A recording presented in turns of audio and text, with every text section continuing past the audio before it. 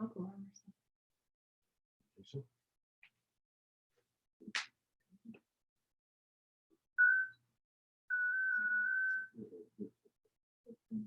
Smoke alarm.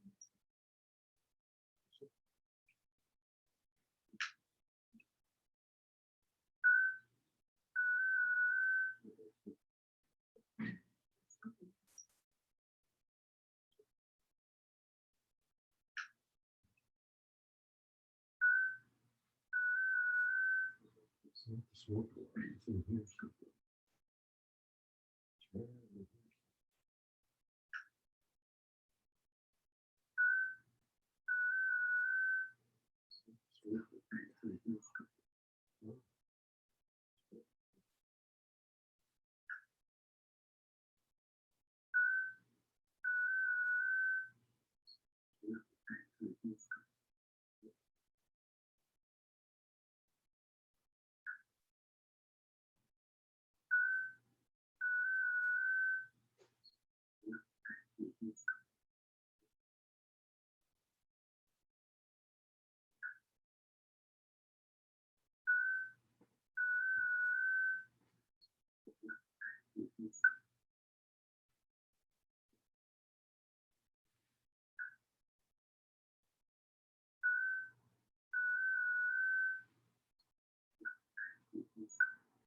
It's coming from your computer.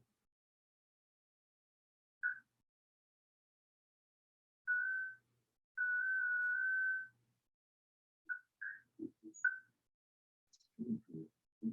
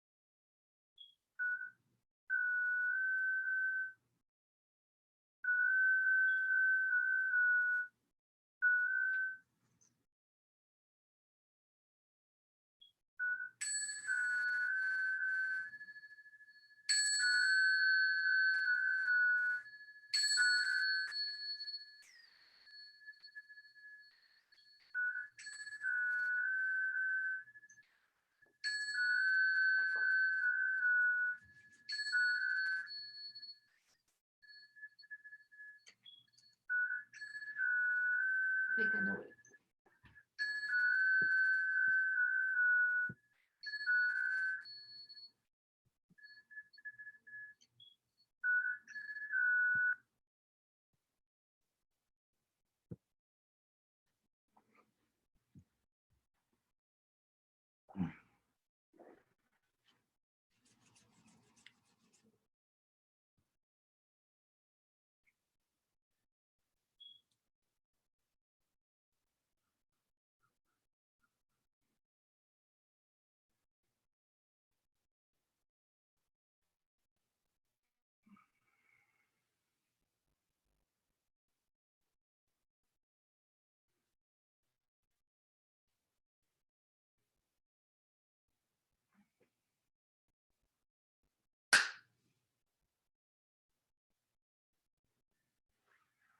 Stand.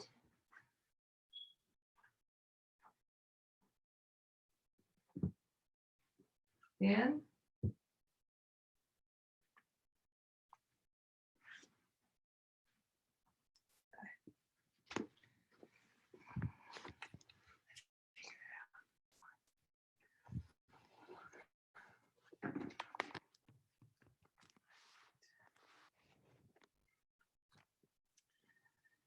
I'll unmute everybody.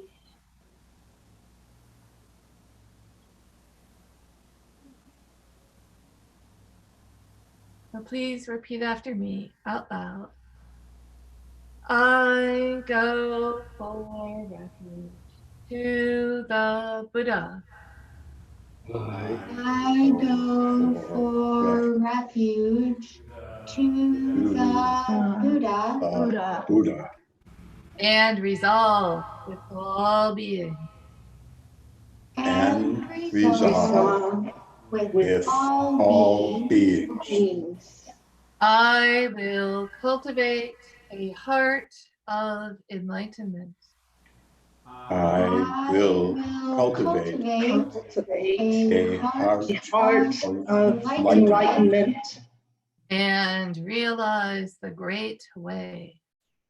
and realize the great way. I go for refuge to the Dharma. I go for refuge to the Dharma And resolve with all beings. And resolve with all beings. I will penetrate the teachings. I will penetrate the teachings And uncover oceans of wisdom.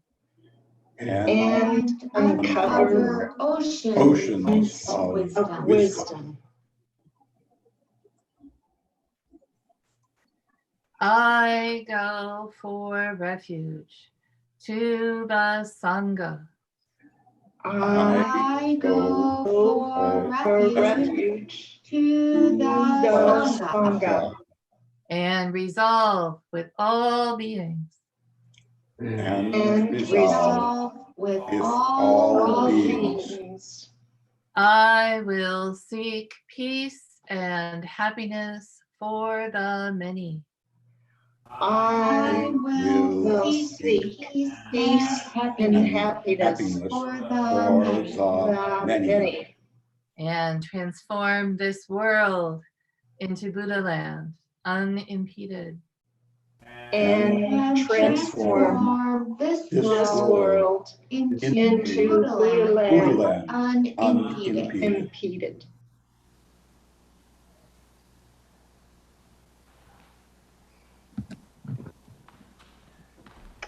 Back down.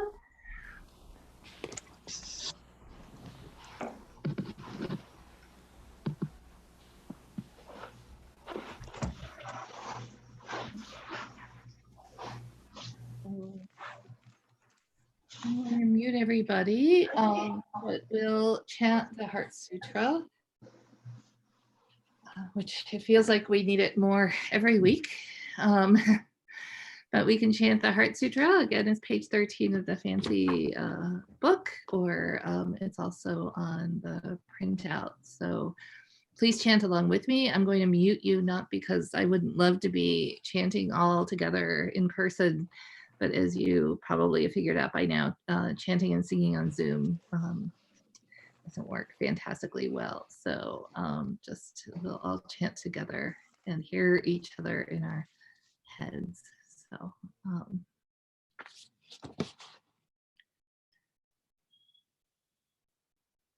that is this one. La Maha Prajna Paramita Hridaya Sutra.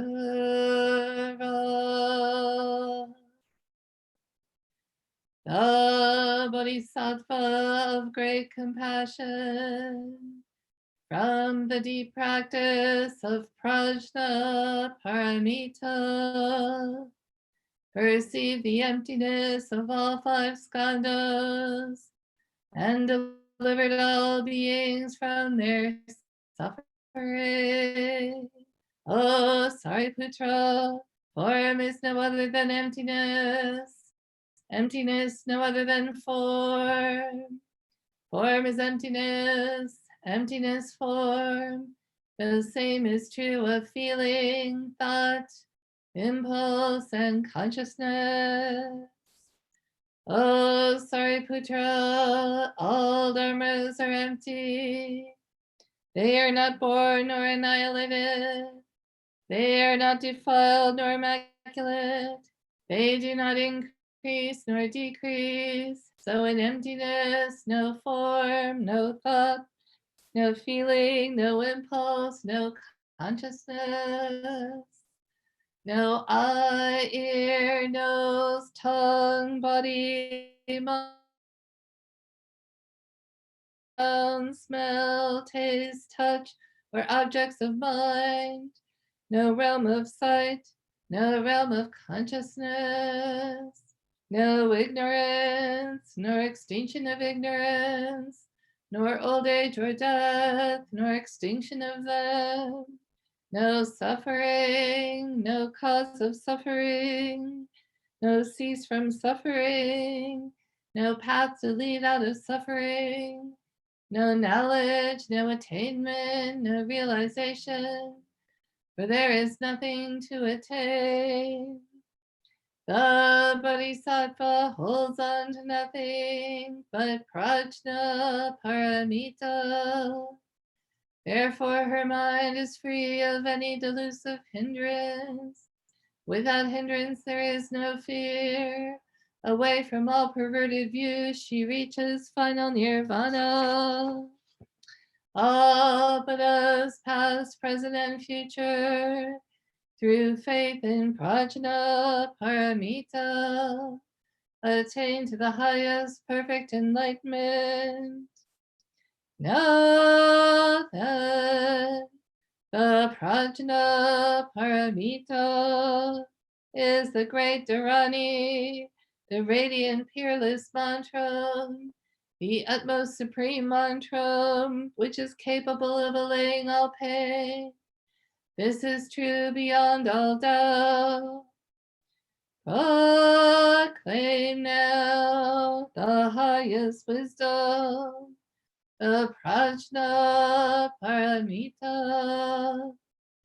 Gate, gate, para gate, para sangate, Bodhisvaha. Gate, gate, para gate, para samgate, Bodhisvaha. Gate, gate, para gate, para samgate, Bodhisvaha Dharma Prajna Paramita Hridaya Sutara.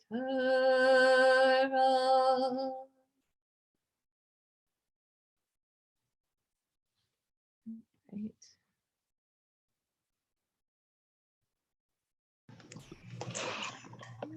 All unmuted.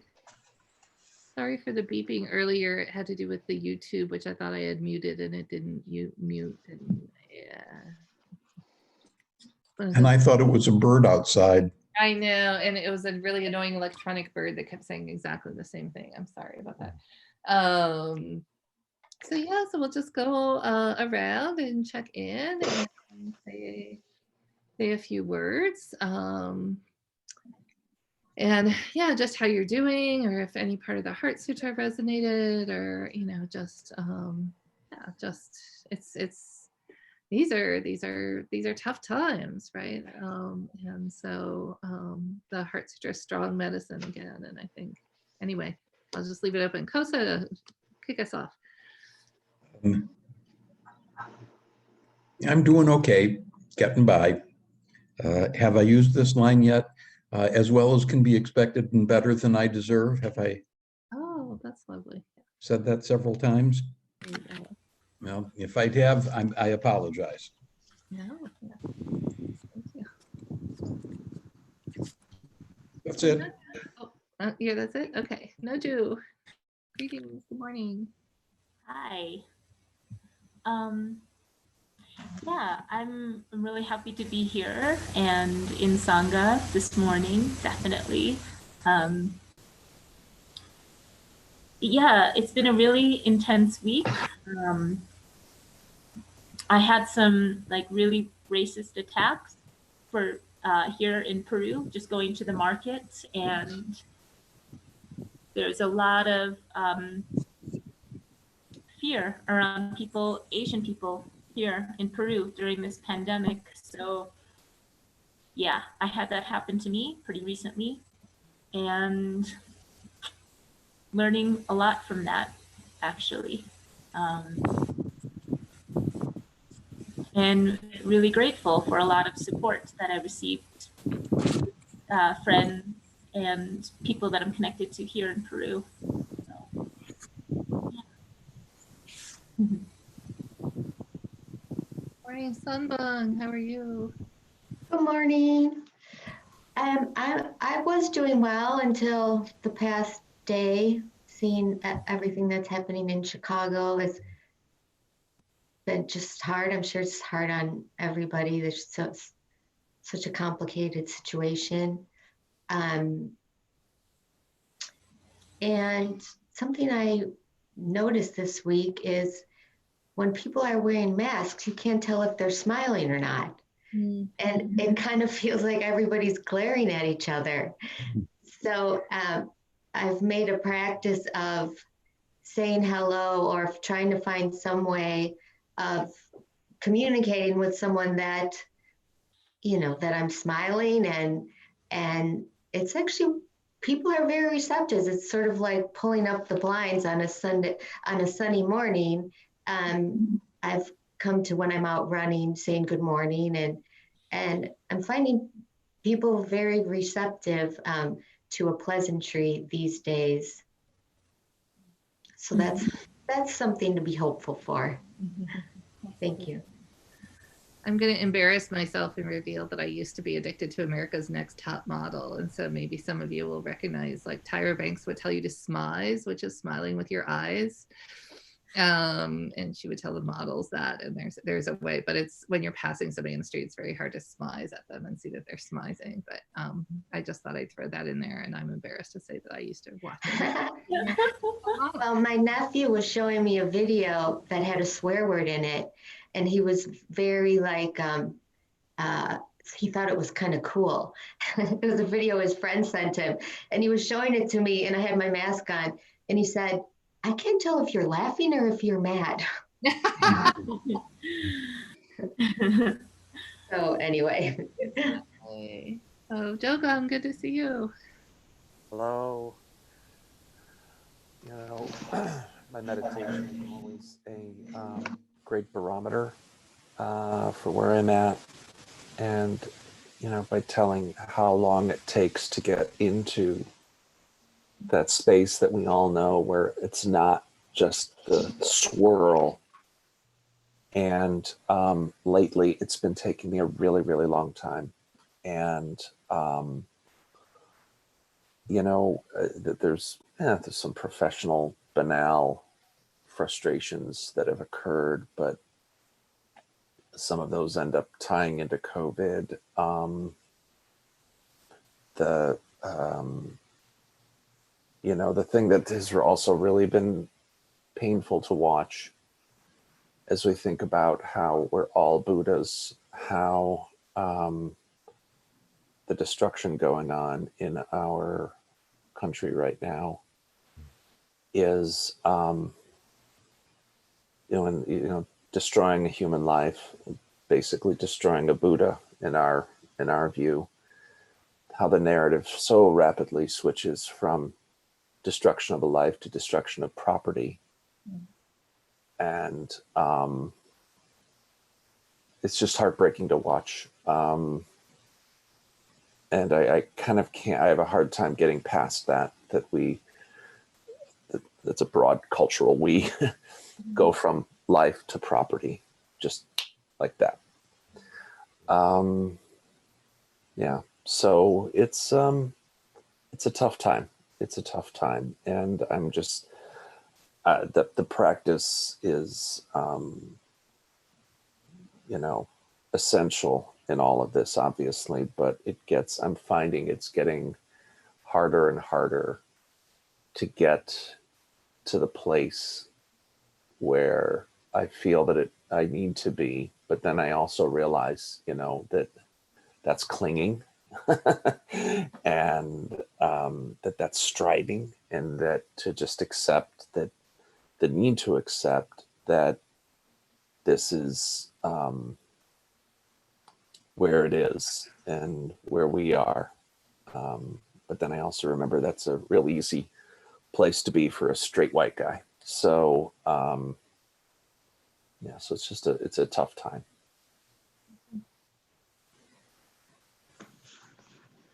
Thank Good morning, everyone. Very good to be here.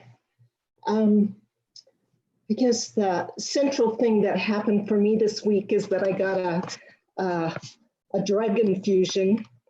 This is an all-day kind of a chemo thing, and it's really caused a great improvement in how I feel. So that's a good thing. I think, like many of you, I've just been brokenhearted this week over the loss of life, and kind of thinking about the Heart Sutra. It's given me some this idea of no source and no relief has given me some place to go. So when I think perhaps the horror of it all is so evident that there may be some place through it. It's probably just my optimistic self, but I don't know. We had a rally and I wouldn't exactly call it a protest, but a rally and walk here in Pueblo. And I was really proud. It was young people mainly that organized it here. And, Pueblo is very, very white and working class. And I often am a little snobbish about, oh my gosh, I'm from Chicago. I know what organizing is. I know what these issues are. And so I was really humbled and honored to see that we had this walk and this very silent, mostly silent recognition of the pain and the suffering we all feel. So I thought it was useful. Thank you. Samsu, good morning. Good morning. I don't know if I have anything to really say today. I've had a day or two of really getting quiet. Yesterday was oddly very peaceful for me, and very introverted. I think that I'm very pleased to hear Nadege is feeling better. I'm happy to hear that. That's nice news. I think that I'm overwhelmed by the word horror comes to mind. I think that to watch the collision of so many different components at one time, to see how the world has been very quiet, and even late last night, standing on my balcony, the city was quiet, my neighborhood was quiet, and to simultaneously have a consciousness of the unrest and violence and destruction, the pain and the suffering. I choose to manage my intake of news and information very consciously. I minimize my intake, and I've actively had to, it is very, very hard to filter and avoid certain images, because there are things that we cannot unsee, and I don't in any way engage in denial around those things, but I simply cannot process some of the things that I am seeing.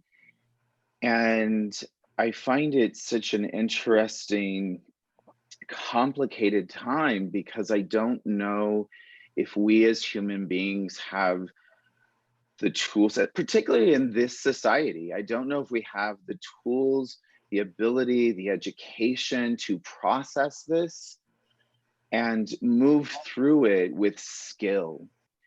And so I feel like it is a time to be concentrated and clear in the way in which I respond and react. And it seems more appropriate for me to internalize and try to identify my emotional state so that I do not misspeak, and that I can find ways to work in support and compassion. It is a massive challenge. I'm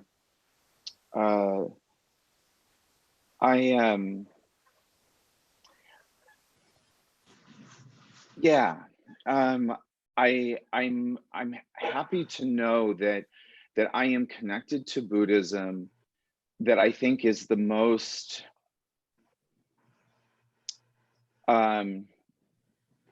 prepared and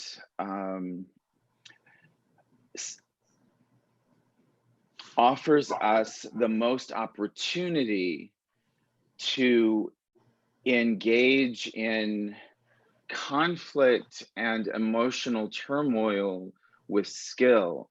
I'm very fortunate to to have met Buddhism. And I hope that through Buddhism, we can find ways to respond and help others. Yeah. Thank you. Good morning, Soyok. Morning. Can you hear me okay? Yeah. Okay. So I'm doing okay.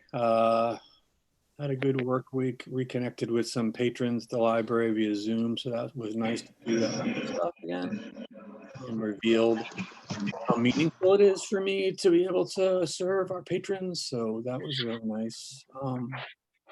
And you know, I would have told you a week ago or 2 weeks ago, or even maybe last Tuesday or something, that this time has really allowed my practice to blossom quite a bit over the past 2 months, and maybe it was as strong or is as strong as it's been. And so I'm encouraged by that. But this past few days, this past week, I guess since middle of the week, I've had thoughts just going through my head like, why am I doing this? Why am I doing these prostrations? Why am I sitting for 20? I'm just going to go on a walk instead. So anyway, that's just what went through my mind. So I'm just gonna sit with that for a little bit, and I'm just glad to be here with you guys again this morning. So thank you.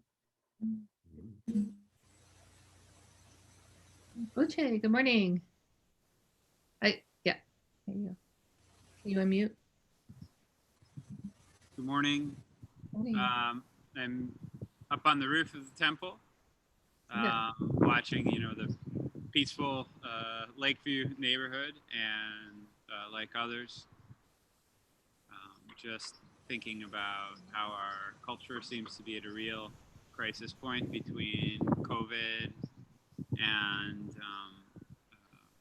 civil unrest and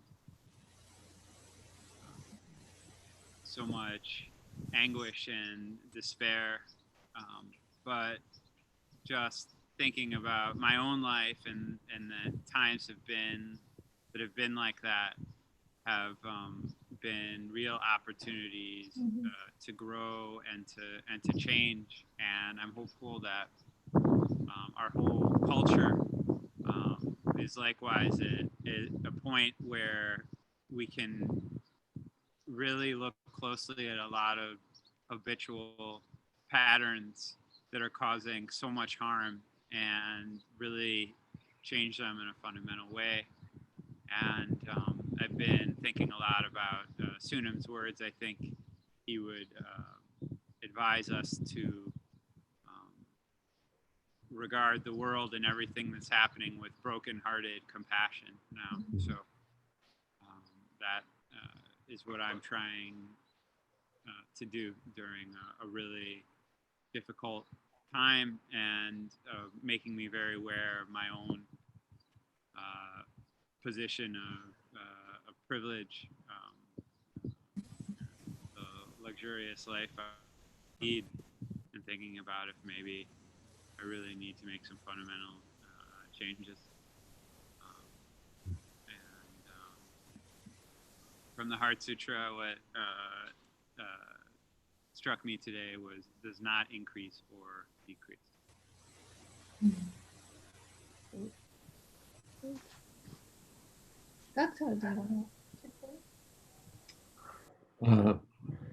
This weekend, Noara and I were supposed to be in Boston for my 50th college reunion. So needless to say, that's not happening. But on Friday night, we did a Zoom call with the 7 of us who've, stayed in touch over all these years. And so that was fun. In fact, one of those couples are who introduced Noara and me. And now, in a funny way, that connects to what it is about the Heart Sutra that spoke to me today. Because the Heart Sutra, what it sounds like to me is, no, it's not that. No, you haven't figured that out either. No, it's not that. It's not that. It's not that. And you see, when I went to college, I started out studying science and math and engineering and all like that stuff. So you want to figure things out. And guess what? I can't figure out any of this that's going on right now. And every time I think I've got a clue, like a thread on understanding it, it's like, no, that's not it. And the Heart Sutra says that's just fine. In fact, if you think you know it, you don't. All right. So it's okay. And so that, then lightens the load. And I can fall into just the sadness that I feel about all this that's going on. And that's where I'm at. Wow. Sunita, do you want to check in?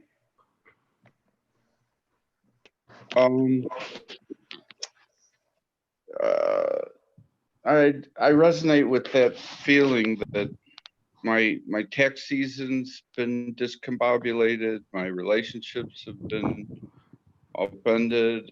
I don't see my father, who's 96. I don't dare go see him.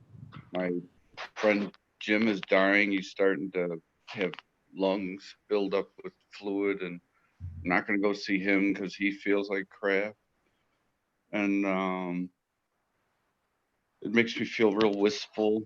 And I know that practice is the only key to any kind of lasting happiness. And I get acute suffering, I do something about it, and I'm just adrift. It's just everything is, nothing's permanent, and it's so evident that I'm lost, and I know that I'm on the right path because I'm lost. That's irony. And I like you just said, I'm living with that. And moments of the week, I just feel this vacuum, and I know that my practice is at fault, and I need to do it. And there was a day last week where I just felt terrible, and I went out and hugged my trees, and by the time I got home, I felt fine. So the tree hugging got me through that night. It was pretty funny in a way, how effective our practices can be. And I just want to say, if you're in doubt, drink more water and meditate more, as I say it to myself. There you go. And we're leading up to Susham and his presentation, but I'll check in. And I guess what really, this isn't new to the last few days, but it's something I think about a lot. And the part of the Heart Sutra that really speaks to it is the Bodhisattva holds on to nothing but prajna paramita. Therefore, her mind is clear of any delusive hindrance. Without hindrance, there is no fear. And so I just really think, I don't think it's said enough the extent to which race and racism is really, where our, like, really a terrain for practice. And, I'm become more and more aware of the way that I'm caught up in the net of karma. And I think karma is a useful way to think about racism, in the sense of our actions having consequences, and we've woven this net that's strangling our fellow Americans and strangling ourselves. And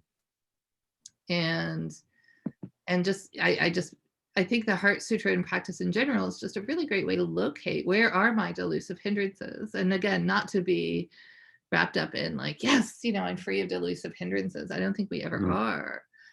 But it's a great tool to sort of see where they are and work with them, with the goal of being more helpful and more available and more humble.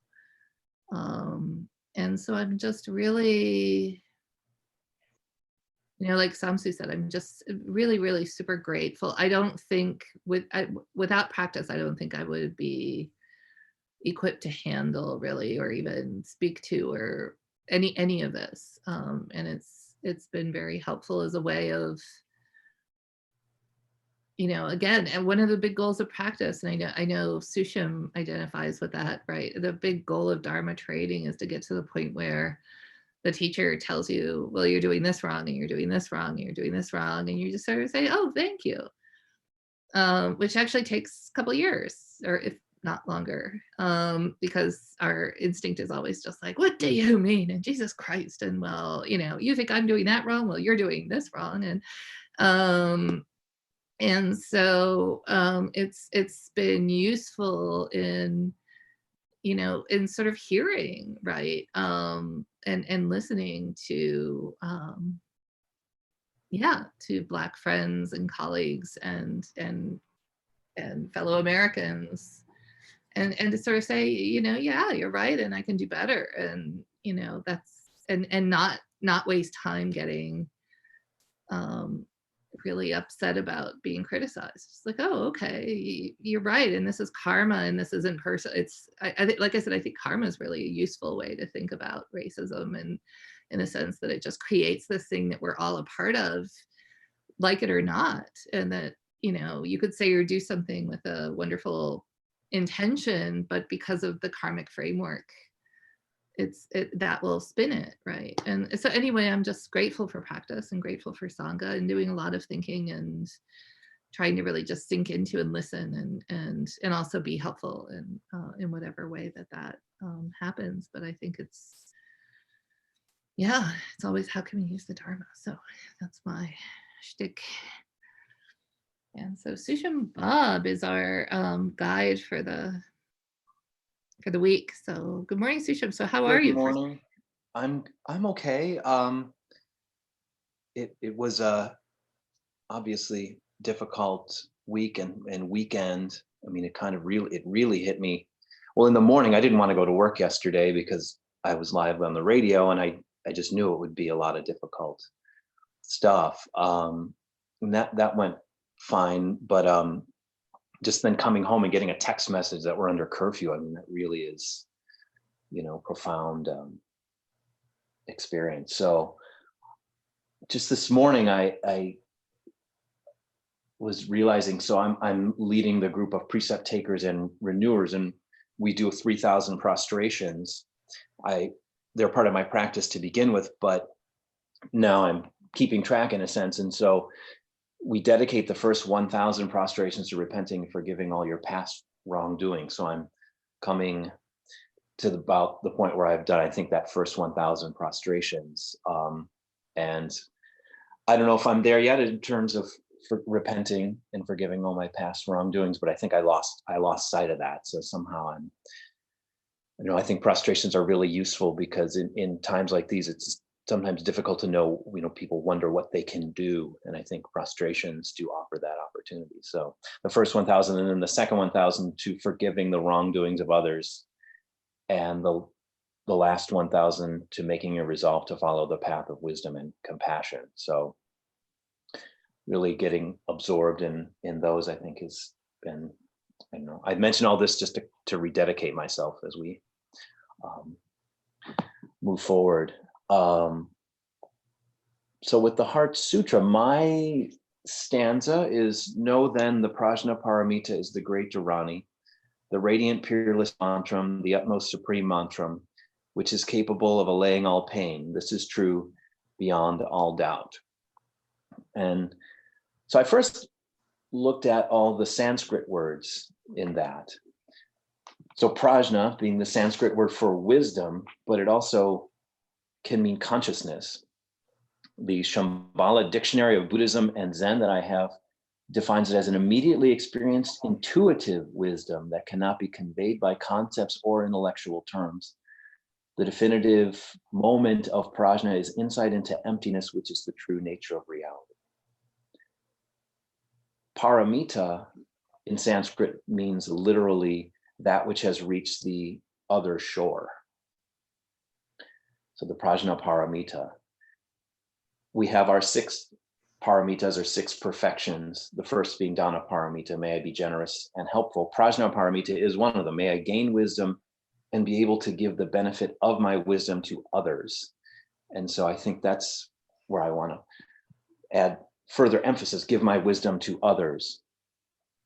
So it's not just the gaining of the wisdom, but the sharing.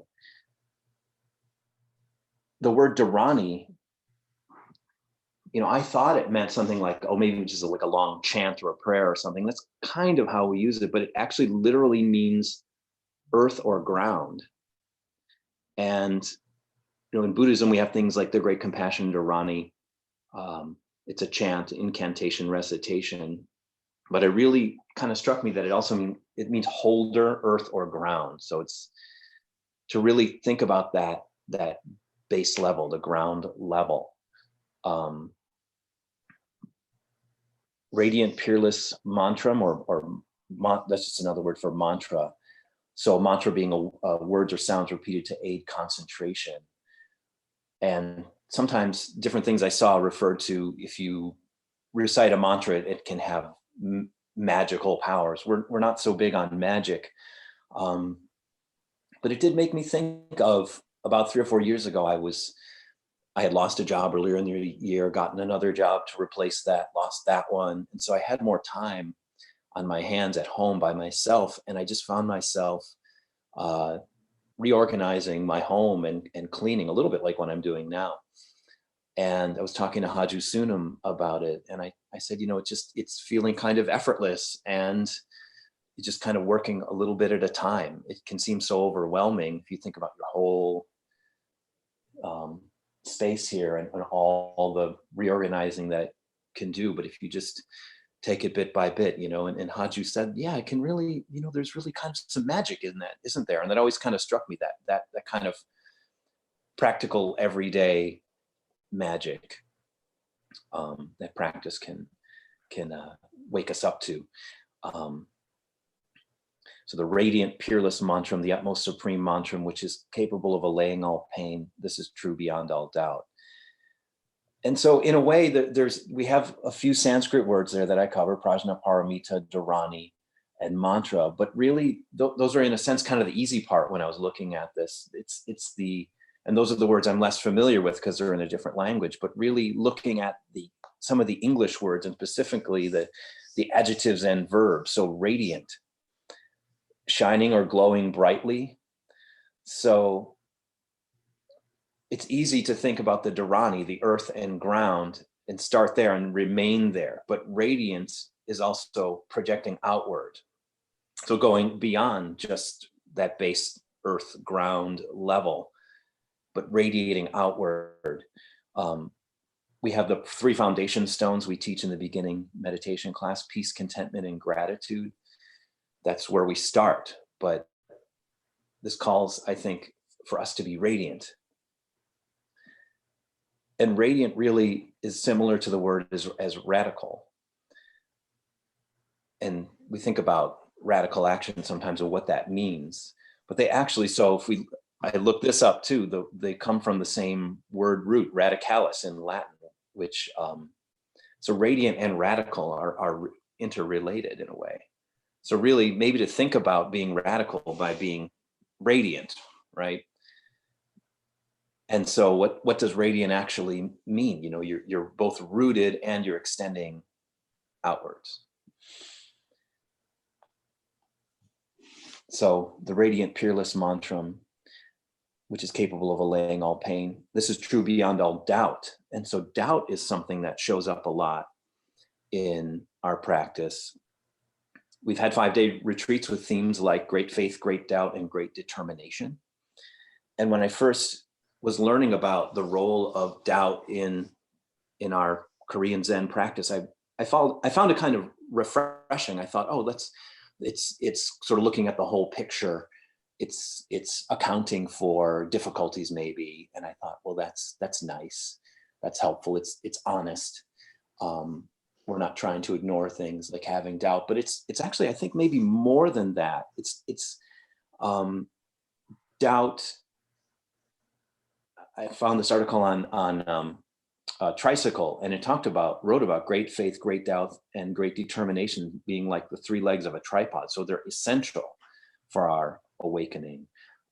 It's not just a checks and balances kind of thing. So great doubt, if you start with great faith, but if you don't have great doubt, and it's also been described as a great fireball of doubt that you have, like almost like stuck in your throat, the bone stuck in your throat analogy Noara was mentioning recently, but this fireball of doubt. So without that, this article was saying the faith on its own is tepid.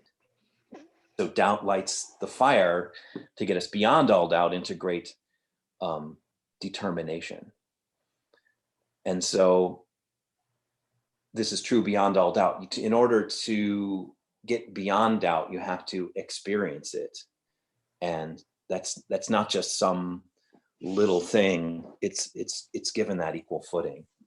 And so, yeah, I think just this particular passage from the Heart Sutra really, I think it's really connects with what's happening in the world today and what it means to be radical. Mm.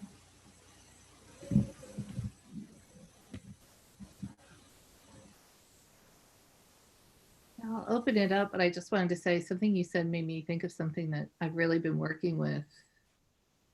And it feels radical, so I'll mention it.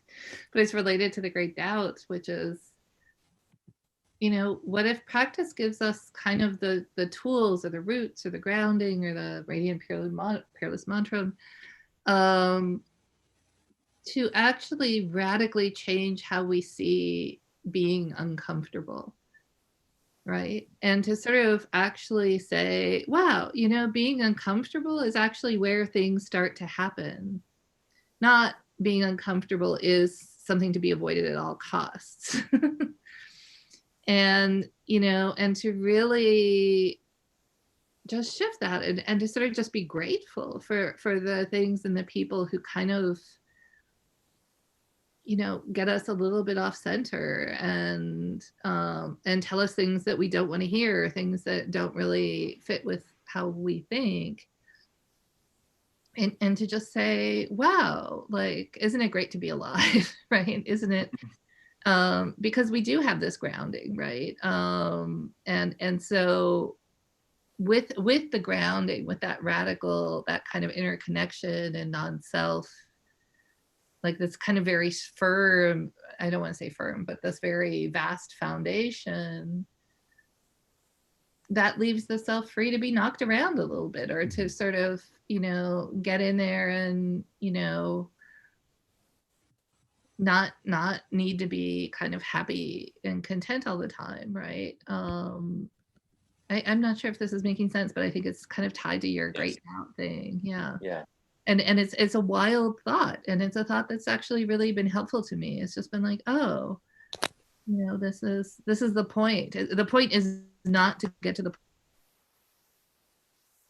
point, as Sunam likes to say, this is your practice, right? It's not somewhere else. It's right here, and it's messy. So, but yeah, thank you for that, Susham. And any other thoughts or remarks? I would like to share something if I can. I really liked that you said the word radiant and radical comes from the same Latin root. I thought that's really interesting to think about and to hear. And it made me think of this book that I read a while back. It's called Radical Acceptance. It's by Tara Brach. And That's awesome. And it's the same idea, radical, radiant, that complete acceptance. And she talks about doubt, but also questioning. So great doubt is actually great questioning, and to question everything, to question every aspect. And I don't know, if I can, I'd like to share something I wrote this morning. It was, especially because we were all talking about what happened this week, this heaviness of the events that have been happening. I'll try to articulate it. This is what I wrote. This is on my mind, and I'm processing and sharing. I'm Korean American. I was born and raised in Chicago. My family is working class. I always grew up in schools and neighborhoods that were very diverse, but my parents are both from Seoul, South Korea. My mom is a Jehovah's Witness. I've been thinking about the casual racism I heard growing up in the Korean congregation of Jehovah's Witnesses. I heard a lot of ignorant things against Black people growing up. That's partly why I left that church, and a large reason I haven't talked to my mom in over 20 years, because of the ignorance that I saw in this church. But I've been thinking recently a lot about the tension specifically between Asian and Black people that I saw and experienced. And I have to be honest and examine more deeply my own ignorance and how I may have been complicit in this and how I can be a better ally. And also in this time of coronavirus, I have to speak out about violence and hatred directed to the Asian community, the venom and hatred and attacks that I experienced here in Peru. The racist attack I had just the other week going to the market when a local Peruvian man confronted me, called me a dirty Chinese, said that I had no right to be in Peru and that I'm killing all his people. How Asian people are being treated as though our race is a virus. And growing up, I was also bullied, made fun of, picked on by Black people for being Asian. So I have to acknowledge the complicated feelings that I have about that. Silence is not acceptable. The killing of innocent Black and brown bodies is horrific. It deserves the outrage and protests that are happening because these voices need to be heard. So I'm processing how I can be better, do better, or be an ally, because silence is not an option. And these two things can coexist, my own fear, my grieving at how I've been treated and othered and attacked for being Asian, when the president thinks it's okay to call this the China virus, the Kung flu virus, and to perpetuate this fear and hatred. Yeah, I don't know. Those are all things that have been, you know, because these things are coexisting. Mm-hmm. And these things, yeah, affect, I mean, because I am Asian, affect me actually quite personally. Like every time I walk out, like every time, right, that I want to go make a trip to buy groceries or something. So yeah, I don't know if I'm articulating that well, but like all of that, and all of that being radical, because I think even a little while back, if someone had said that to me, I would have been really, really upset and angry. And that idea, like it keeps flashing through my head, Thich Nhat Hanh, the idea of interbeing, right? Because my own ignorance, and it comes out of fear. All of that is out of fear. And I realized like the idea of interbeing is we're not separate. Like that person's fear and ignorance is not separate to my own. Right? And actually, if that happens, there is no one to be angry at. It's I'm being angry at myself, right? That's the whole idea of radical interbeing. And I don't know, to make that leap is a really big thing, you know? So yeah, that's what's been on my mind. Very wise. I always like to say Buddhism is founded on a really healthy respect for the kleshas, for the fear, greed, and ignorance, and a really healthy respect for how powerful and insidious they are, and the damage that they can do, and how contagious. And what I love about Buddhism is there's this hope. Like there's a very, how do I say, like a very clear-eyed acknowledgement of them, right? Which I think like that's a little bit what you're saying is a little bit the first step, and at the same time this confidence that, you know, there's a path to lead out of suffering, right? Which has to do with that recognition of inner being. And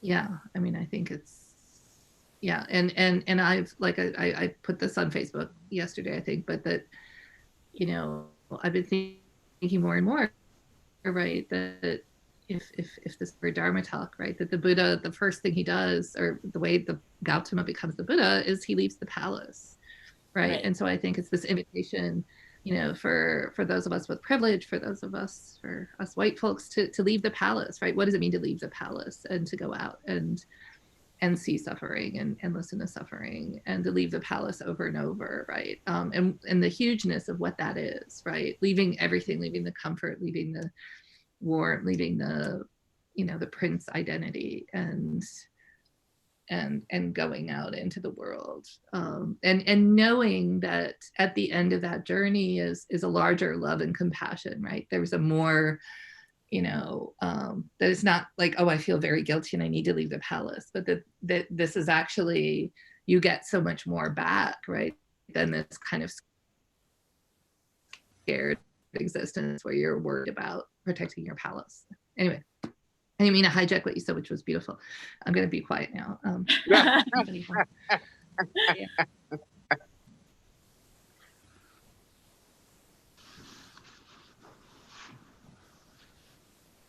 I read a wonderful book. It gets back to what you were saying recently, written by a gentleman named Ibram Kendi. Mm-hmm. He's a professor. I can't remember where he's a professor, but his most famous book was published last year. It's called How to Be an Anti-Racist. But before that, the book that he had written about 4 years ago, when the National Book Award, was called Stamped from the Beginning. And what it examines is that it's a rather amazing paradigm shift that he represents, that people feel that things like racist policies and racist actions are the consequence of racist attitudes. And what he puts forward is it's actually the reverse, is that we come up with racist policies and racist actions to serve our self-interests, which then end up being projected into racist attitudes over time. It sort of turns the whole thing on its head. And the whole point of bringing that up is, I think, to get back to, I think, something that you were saying, Noara, and Jennifer, forgive me, I can't recall your Buddhist name for this. So, but the point being is, none of us can escape this. None of us are neutral participants. None of us are disinterested observers. We're part of it. That doesn't mean we're to blame. It's not about blame. It's about reality. And so much of what we're, as Buddhists, admonished to do is to see the reality of how things are, not how we want them to be, not how we wish they were, not because that's where we get into trouble, but to try as much as possible to see things as how they are. And as this vast organism is of humanity, how could we not have a role, being participants in it, willing or not? We have no choice. We have no choice. We're a part of it, and we have to confront that. I thought that was really demonstrated in the other kind of side event that happened this week of the white woman in Central Park who went after the Black man who was just birding and asked her politely to put her dog on a leash. And it, you know, I really took some time to try to put myself in each of those people, you know, what that would have been like for the Black man who was just very politely asking her to follow the rules in the park, in that part of it, and then seeing the difficulty she had in kind of managing her dog, managing herself, and thinking about how she represented the racist trope that's been used against Black men forever, which is the white woman who is going to be hurt or raped by the Black man. And it just was like that sense of, yes, this is her training, her learning. And, you know, I found myself hating her, and then also also seeing that I could be her. Mhm. And wanting, you know, I thought it was really compassionate that the Black man ended up saying it was racism and her life shouldn't have been torn apart over it, which is what happened. I think probably deserved, but I thought his compassion was really also helpful in thinking about it. You know, he was able to hold those realities in himself, and I thought that was amazing and helpful, because he suffered in that exchange.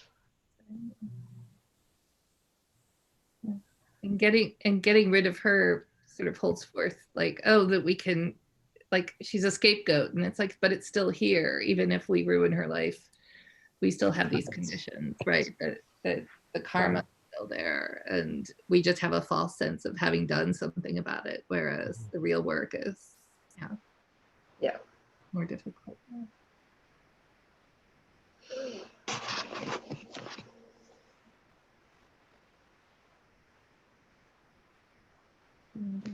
It's not about whom to blame. It's about how to change. Right. Yeah. Yeah. Say it again, please. It's not about who to blame, which is an easy place to go. It's about how to change. Yeah. Oh, I like this one. When you blame others, you're lost. When you blame yourself, you got a clue. When you blame nobody, you've arrived.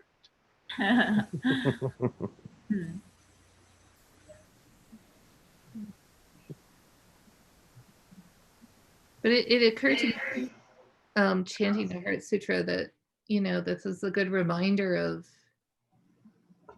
the Heart Sutra inviting us. And I think, yeah, Susha, I love the, I talked about the radical and the earth and for a long time. And I think that's such a great reminder, is because the Heart Sutra can kind of float off into outer space, right? It can get so abstracted, kind of heady, and really nothing exists and this and that. And it's a reminder that, you know, we just have to keep going, not just beyond, but deeper and, you know, farther onto the ground. Yeah. I want to articulate something that I think we all know, but I just need to say it, which was why that tape of the guy with his knee on the neck was so chilling. It was not anger. It was not heat of the moment. It was, you know, I am going to kill this man. I'm going to do it while everybody watches. I'm going to do it with a look on my face that means that I'm barely conscious of causing any harm, and I'm just going to wait until he dies. Yeah, 7 minutes. Yeah. I think that goes beyond any of the other incidents where cops killed Black guys. It just, that's just so chilling. And I just add, I think it's important to remember also that the police officer is a Buddha. Yeah. And we have to keep that in mind. And we don't know where he was the night before and what's happened to him. Also, I have to say, I'm really angry at the Heart Sutra today. Yeah. Good. It can handle I it. think today I understand it less than ever. And saying that it's capable of allaying all pain just is really hard to take in today. And it just brings me back to last week's passage talking about faith in Prajnaparamita and how important but difficult it is to have faith. And I think the radicalness really speaks to that keeping that faith is radical. And the Dharani, when Sushim mentioned the Dharani also meaning grounded, or the earth, or grounded, I think you said, helps also to keep faith that this Prajnaparita is grounded and part of the earth, while at the same time it seems so out there. But the faith part, I think today especially, is important for me to wrap my head around. Yeah, thanks. Yeah, because practice feel like throwing a dart at an elephant, right? And we need to kind of renew our faith. And I actually think Sanbang, I was wondering to myself who I would nominate to take us through the Gate Paragate Parasamgate. And I think Sanbang, you just won the job if you'd like to do it this week. Well, that's a lot of pressure. Right. Well, now, I mean, I'm actually thinking we might spend a couple weeks on it because, hey, we got time. Spread the blame. Yeah, exactly. Let's do a first coat of paint on it next week, so no pressure, and then we can sort of come back to it, and digest it. But I think that might be the key to how to get the Heart Sutra, like to the kind of nitty-grittiness of Heart Sutra, if that makes sense, or it might be a way to reconcile a little bit. Or just really consider that. So, and I know we need to go because Sushim needs to meet with the precept people. Mistaken, right? We have a turnaround. So once again, can I just say thank you to everyone? Yeah, thank you. And especially is it Noju? Yeah. Yes. Noju, especially for your sharing so much of your thoughts and your writing. It was really beautiful. Agreed. Really. Yeah, definitely. Thank you. Thank you. I wanna thank you all today. It's been wonderful hearing from you. I'd also like to remind the Sangha that Kunaka's birthday is tomorrow. So if you can keep her in mind. Yeah. So eat some cake. Good morning. Thursday morning, Sochi and Sabaha will be reading dedications, so a little bit like our family service. So, if there's something you'd like to send them to read on Thursday mornings for the transference of merit, please go ahead and do that. We've got each other, and exactly, and also very much Noju. Thank you so much for 6:30 or 11:45. That's the 6 a.m. on Thursday morning. Yeah. And then, but there's still 6 a.m., 11:45 a.m. and 6:30 p.m. So feel free to be anonymous on YouTube or to join via Zoom. But thank you all so much. It's, Blessings. Have a good week. No, thank you so much. That's four great